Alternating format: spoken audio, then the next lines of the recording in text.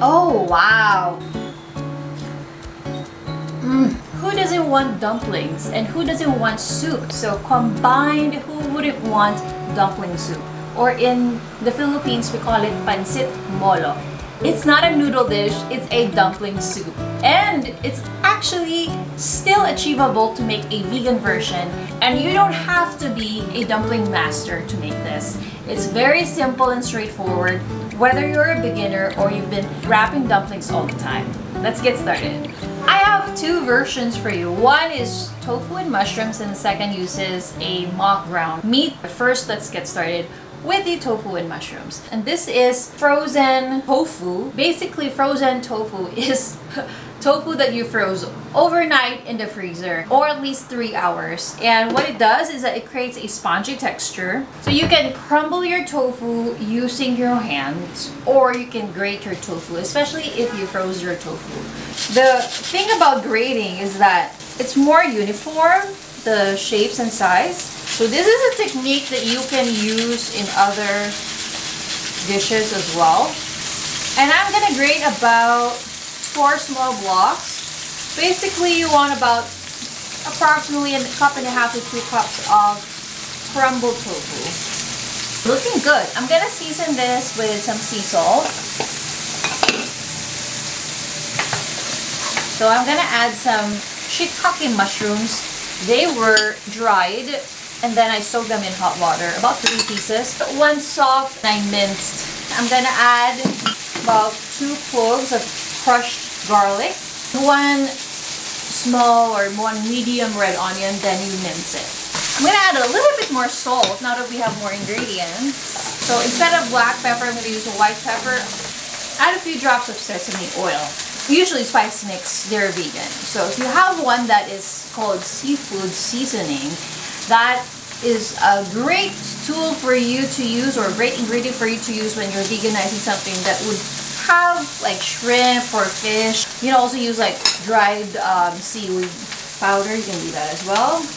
I'm gonna make it even more garlicky by adding dried garlic powder. I'm just gonna add a little bit of binder, and that will be the cornstarch. So just add them straight. But let's taste, see if it needs more salt or pepper or other seasoning.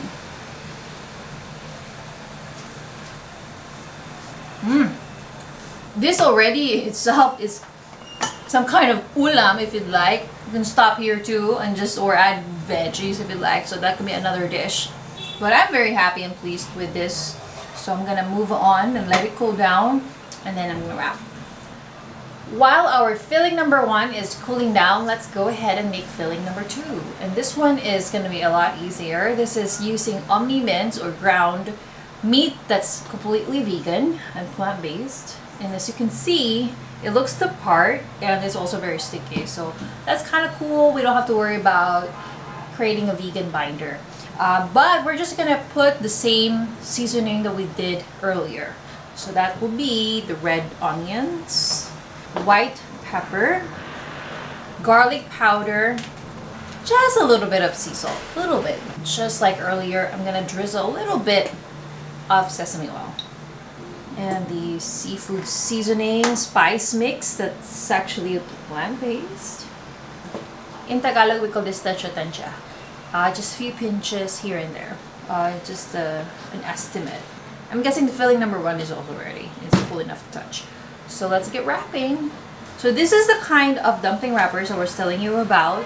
They're molo wrapper. They're labeled as such here in the Philippines. And it can be quite tricky to find a vegan version that has no eggs. But luckily, there's this one brand that is vegan. So my recommendation is to look at the ingredients label, and you'll know for sure. Add about a tablespoon. Dab some water on all sides. It looks like a diamond right now.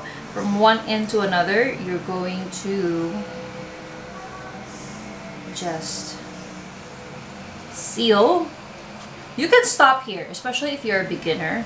Stop here and say, like, you know what, my dumplings are done. It can be fun if you go a little further. Press down here, and then you just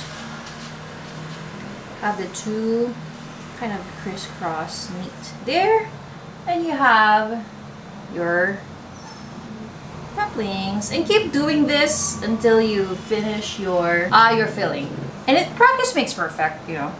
I'm gonna move on to the filling number 1 earlier, the one that uses tofu and mushroom. Teaspoon in the middle. Press down. Dab dab of water. All sides. There. And then from the bottom, move onto the top. And then to form a triangle, press down around the filling. Using your thumb, just make a dent here, the middle, make it bendable. And then you're just gonna dab a little bit of water on the sides there to finally seal. And then you have your cute dumpling. So after you have finished all your filling, they will be ready to steam, or you can freeze them. Let's say it's nice because you can make this ahead of time, and then when it's ready for you to have them as ulam or in dumpling soup, then just get them out of the freezer. But for me, I'm just gonna quickly steam them and then I'm gonna make the soup. What I have here is just a pan with hot water, and then I'm gonna put some basket steamer there. Just spray some oil around so that the dumpling wrappers won't stick, because that would be sad. After all that wrapping, you don't want your dumpling to tear after steaming. So you can do this in batches. Probably take 3 to 5 minutes and then they're done. After steaming, we are on to the last step, and that is making the broth.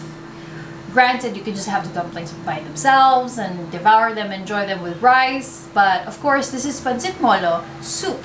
I have here a pot of hot water. This is about 4 cups, 2 pinches of sea salt. And remember, I told you about the mushrooms that I was using for the tofu and mushroom filling. I soaked the dried shiitake mushrooms. So I'm going to use the reserved soaking liquid and more mushroom broth. And this time it's going to be dried mushroom broth. You can use your preferred vegan broth. You can use homemade if you like. There are other vegan beef, vegan chicken broth versions out there. I'm also going to add vegan fish sauce, vegan patis. In my cookbook, I have a vegan patis recipe that you can use. You can also buy one here in the Philippines. I bought this online, about 2 tablespoons of that. Okay, and then I'm gonna drizzle a little bit of sesame oil, more sesame oil, but just, you know, I've been using a little bit here and there. And minced garlic. Now this time they're fried already. And I'm gonna add more later for garnish as a topping. So I'm not really like cooking the dumplings in the soup. I like to cook them separately and then combine them later so that the dumplings won't tear. Oh wow! Turn off the stove because it's time to assemble. Put the dumplings in your bowl, and then I'm gonna ladle the broth here, and then we're gonna garnish. Remember I was telling you about the fried garlic? Yes. And of course this is looking a little monotonous, so we're gonna add a color of green with fresh green onions. And there we have it, our vegan pancit molo. Very straightforward. Yes, it has several steps, but they're all not complicated. It's gonna be a fun project for you and your loved ones. Believe it or not, here in the Philippines, even though it's soup, we enjoy this with rice per usual.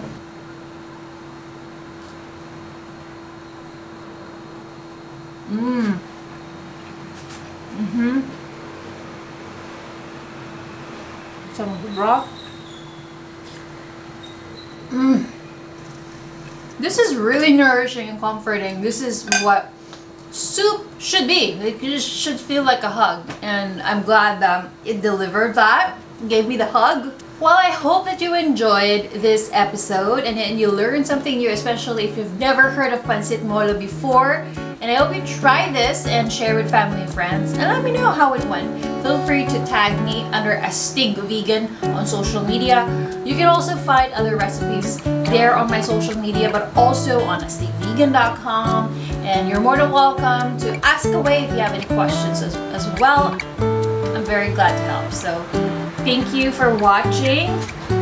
Can't wait to eat some more. Kain na. Let's eat.